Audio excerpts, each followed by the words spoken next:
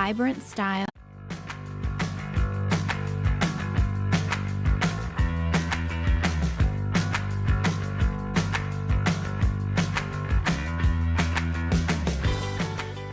Today on Daring to Leap, find out how Google executive Nadia Carta found the courage to shine by bringing her true self, vibrant style, and personality to her work. Hear the pivotal moment that made her realize she was exhausted from trying to be someone else. Stay tuned. Welcome to Daring to Leap. I'm your host, Lori Phillip. Today we are speaking with Nadia Carta, Google executive and founder of Spark Your Zeal, about how to find the courage to let your authentic self shine at work. In our conversation today, we discuss Nadia's bold career moves, the pivotal moment that made her realize she was exhausted from trying to be someone else, and how you can break free from the corporate norms and find the courage to let your authentic self shine. Let's dive in.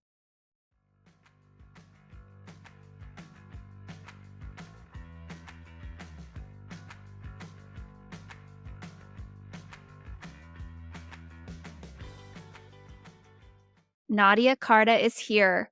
Nadia is a Google executive and the creator of Spark Your Zeal, a lifestyle platform and movement to radically evolve our attitudes, invigorate our spirits, and to inspire and show people how to bring the fire back into their life and work. Welcome to the podcast, Nadia. Hi, Lori. Thanks for having me. And hi, everybody listening today. It's such a pleasure to be here with you today. Yes, I'm so excited about our conversation today, Nadia. There's so much. I was reading your bio. I'm like, oh my goodness, there's so much there that you've done and you've experienced. And I think where I really want to start is this podcast is called Daring to Leap. And we're really talking to inspiring women on big changes they've made in their lives. Can you take us back to a moment in your life where you felt like you had to make a big change? Yeah. Well, first, let me say that I adore the name of your show, especially the concept of daring. Life can bring or cannot bring amazing things to us. It certainly brings a lot of obstacles and a lot of challenges. And often, taking opportunities is about having that courage and being a little crazy, I like to say, when we take a chance on us and on our opportunities. And so in my life, I like to think that I've had several episodes where I had to dare to take an opportunity and do that leap forward, right? In order Hmm. to change my life and change my existence. And let's say the few moments that I would love to talk about today that for a woman must be kind of challenging, but also a bit serendipitous. I'm actually going to talk about something special that happened to me in 20. And the reason why I'm going to talk about this is a bit of a exclusive, Lori, that I'm giving just for the podcast. Um, Today is 10 years that my mom passed away, Hmm. and she was a very special woman. She was daring a lot in her life.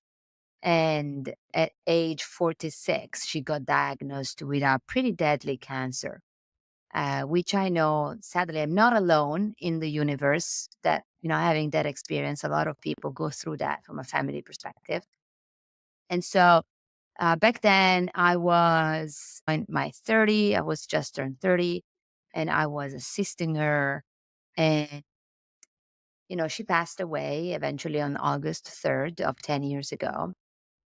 And a month after, my director, so as you said, I work for Google. I've been working at Google for 14 years now.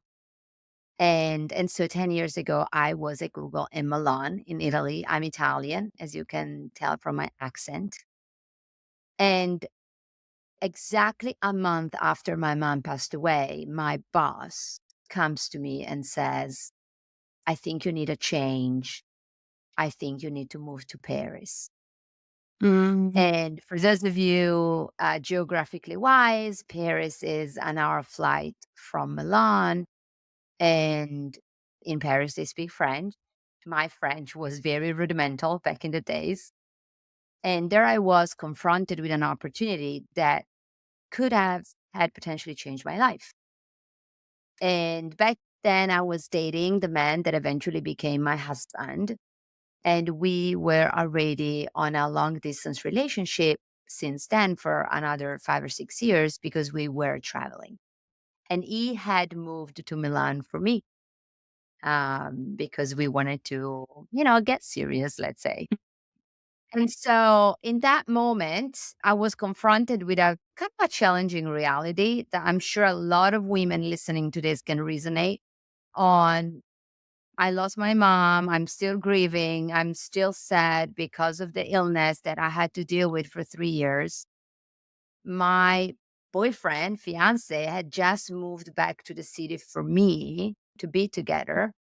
And I'm confronted with a career opportunity that it's so special because I had to take on a regional role, increase the scope, you know the drill. You've been in the corporate Yeah. environment as well.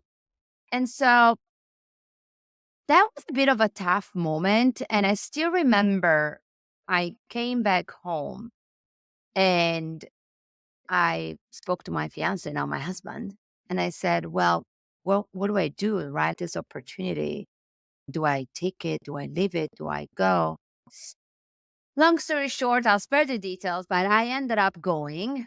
I'm also a very spiritual person. And so I would assume that that was a sign of the universe.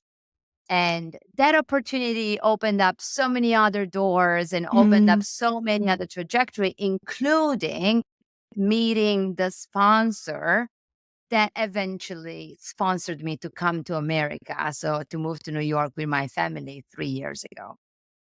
So I'm going to pause there, Lori, because I acknowledge I throw a lot of things in there between a lot of emotion, but that was indeed a moment that if I need to think about my life, I said, wow, I dared to leap right there.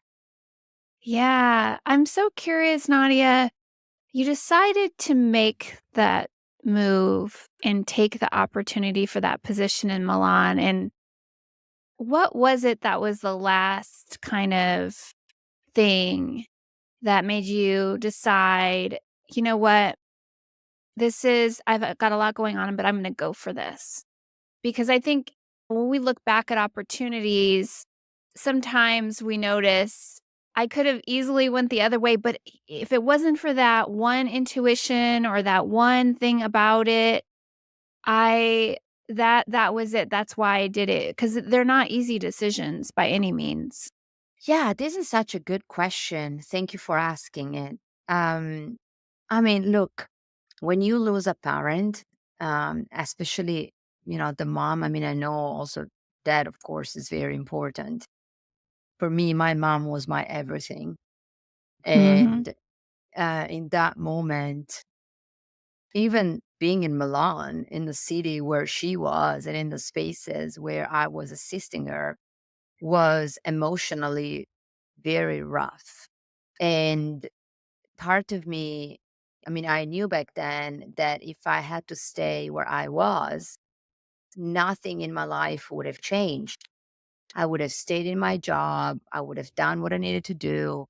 My routine would have stayed the same it was. And I've always been a very ambitious person. I grew up in an island. I left when I was 18 because I had bigger plans for myself. I had already lived abroad in Dublin a couple of years earlier to join Google. And all the time, whenever I was making this move, I was always leaving by myself. I was like, okay, I'm ambitious. I want more. I want more. I'm going to go. And to your point of what made me take that decision, I knew that I wanted more for myself. I Mhm. knew that I wanted something more responsibility, more visibility, more money. Sometimes we are Yeah. afraid of talking about the financial upside. And that opportunity for me had an incredible financial upside because of the expanded scope and a different market and everything.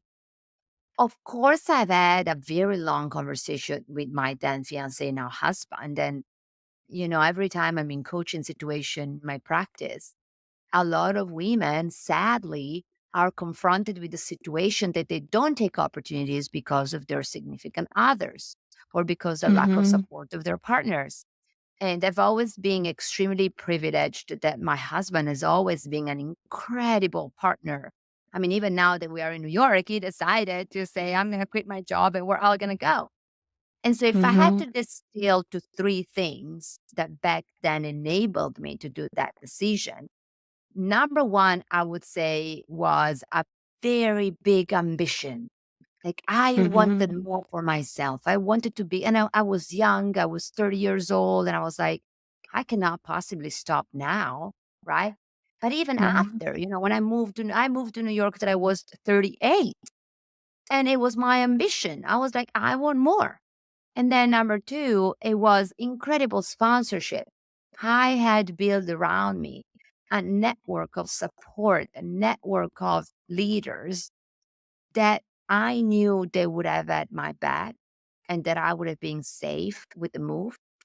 And I mean, look, Mhm. number three, the fact that I knew that my fiance husband was okay with it and that it was encouraging me to go, encouraging me to be free, and encouraging me to take in this leap was extremely helpful. And so I said, you know what? I gotta go. Like all the pros and cons, when we do those lists, everything was a pro. The only con was I'm not gonna have my friends. And I was Mhm. like, okay, well, I guess I'm gonna stay in contact on social media and I'm gonna take a flight to see them every now and then. But I'm so grateful that I took that decision. Yeah. And so from Milan, you said that opened up the opportunity for you to come to the US a few years later, and that's very exciting. I kind of want to move into this idea of being a woman executive, female executive in a big company like Google. And you have a fun, big personality. And I know listeners will hear it, but if, they get to see it on camera. And one of the things I really admire about you in our previous conversations and what I've seen online and everything is your ability to just bring forward your true self forward. And all that you do, whether it's corporate, whether it's your own private practice or your own efforts on the Spark Your Zeal brand. And so I think, coming out of corporate, one of the things that I noticed as a woman and seeing others is there's this feeling of being boxed in. Like there's this Mm, opportunity, but if I want to go for it, I sort of have to play by these predefined rules in order to get it. And a lot of the times it just doesn't feel right. Even, if we do it and we get it, it's still not quite, we don't get to be who we are in that situation. Do you have some words of advice or how have you been able to do this with your career? yeah, thank you for this question. It's it's a very hot one. Mhm. And I mean, look, I work in advertising and the technology side of advertising. I still go to events where 80% of the attendees are white males in a blue or gray suit. I still am in meetings where I'm often the only woman. Mhm. And I still am in some situation where I'm like, yeah, I'm wearing a sequin jacket and I am the only one that is different. And I mean, here's the thing.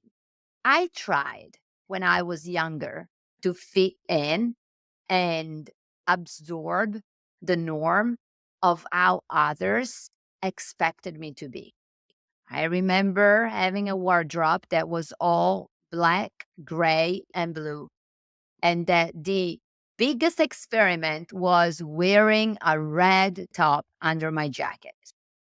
And I remember being in meetings and being afraid of speaking up because I would have been the Italian with a quirky English accent, and I would have said something that would have been different from normal.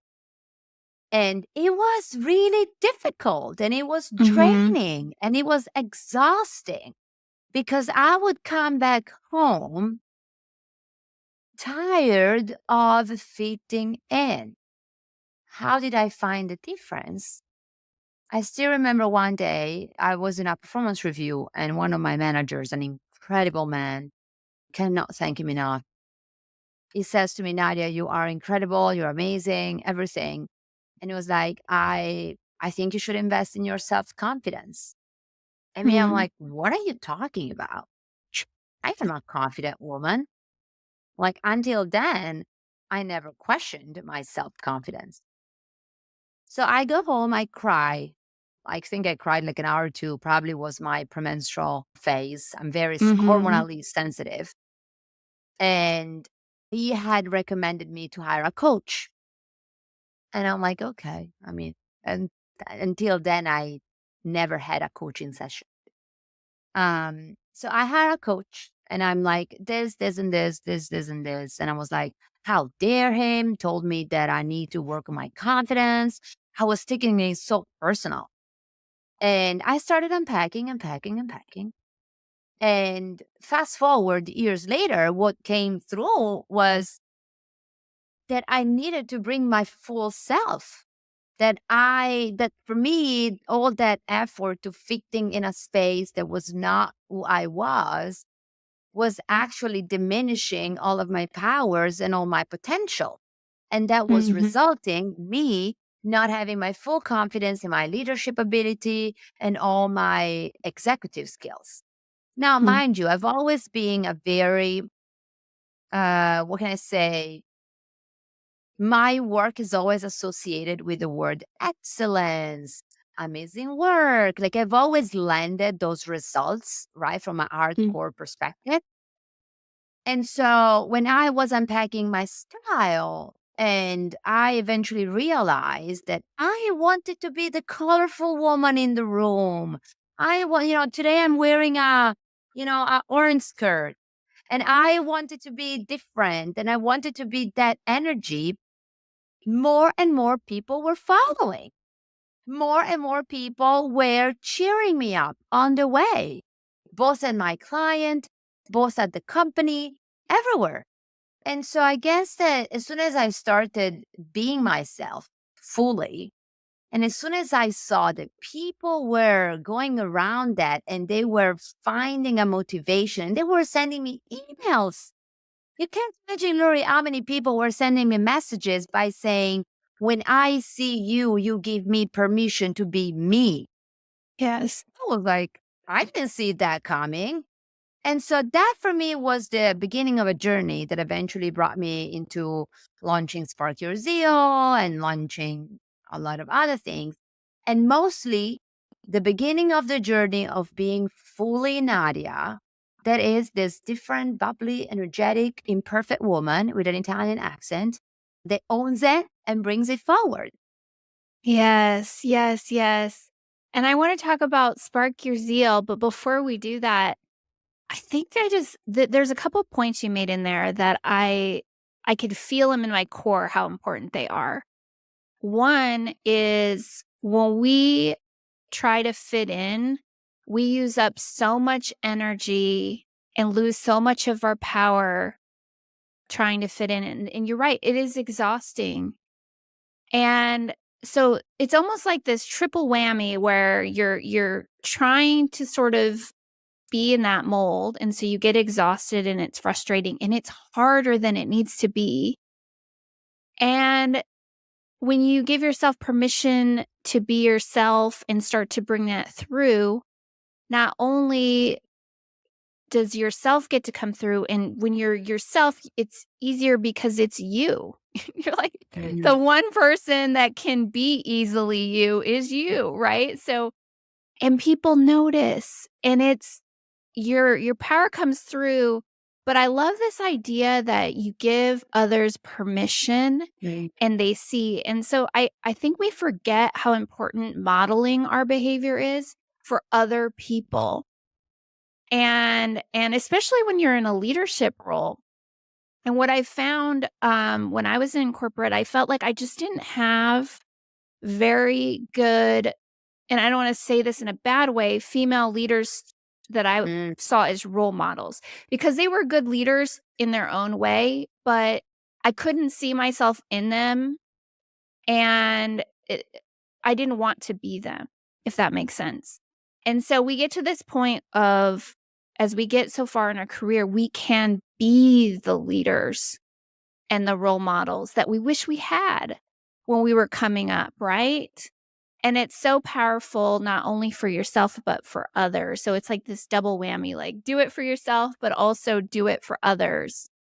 I'm so glad you brought that up and that you unpacked it with the coach, because good or bad or indifferent, it's usually we learn so much when we're in this place of, I don't want to say it's negative, but you got this feedback that you didn't receive at first very positively. And once you were able to unpack it, it made such a difference for you in the I long mean, look, run. yeah, it has been completely transformative. And I want to say, here's the thing: the women that came before our generation, I'm talking about women that are in their 50s now, in their 60s, that trailblazed in the corporate environment. There are so many of them. I was just reading the book from Ginny Rometty, the CEO of IBM, and there are many actually that climbed a lot of the ranks of Mhm. traditional corp. I mean, those women must have had a very tough life. Oh, sure. And, I spoke to some of them in several settings, and many of them sadly had to fit in whatever box they've been provided because it was that way or the highway. Right. And I'm lucky and I'm privileged that at Google I have an environment where diversity and inclusion and freedom is highly encouraged and everyone's differences are celebrated. I don't know if I would have been in a different environment, like a traditional finance company or other traditional tech, if it would have been that way. And surely there would have been way more obstacles, right? And so the Mhm. reason why I eventually found the movement and I had to speak up and do more, even outside of the Google walls, is because one woman alone is powerful, but 10 women together, 1,000 women together, 10,000 women together are stronger. And this doesn't stop only on the way I look, the way I dress, the things I say. This goes into conversations like, can I talk about my period in the office? Can I talk Mhm. about my desire of getting pregnant? Can I talk about my need of parenting my children alongside my partner? And many others. There are so many subjects that we women have to hide because we have to fit in a traditionally male dominated patriarchal type of system. So I'm saying all this because we still have so much to conquer and we still have so much to work on that only if the strong ones act as role model for others, we can pull people along. I now Mm. have a VP at Google. She's wonderful that she speaks about love in meetings. Now, can you imagine, Lori, speak about love in meetings of a traditional corporation? Like this woman manages a team of 500 people and she speaks about love. Now, of course, some people might have an eye. Oh my God, she speaks about love. But can you imagine the power? Like when I saw her, I saw me. And I was like, Mhm. okay, if she's making it, I can make it. So myself in my small, environment, I can make a difference for all of the younger generation and all of the women out there in being united and saying, it's possible. Yes. It is possible, and we don't need to go out and all of a sudden say, here I am. What's interesting about it is I found, at least with myself, is that I didn't really know who I was enough to bring myself forward in the work. So I think that's where it starts, right? Is just taking the time to to know yourself better.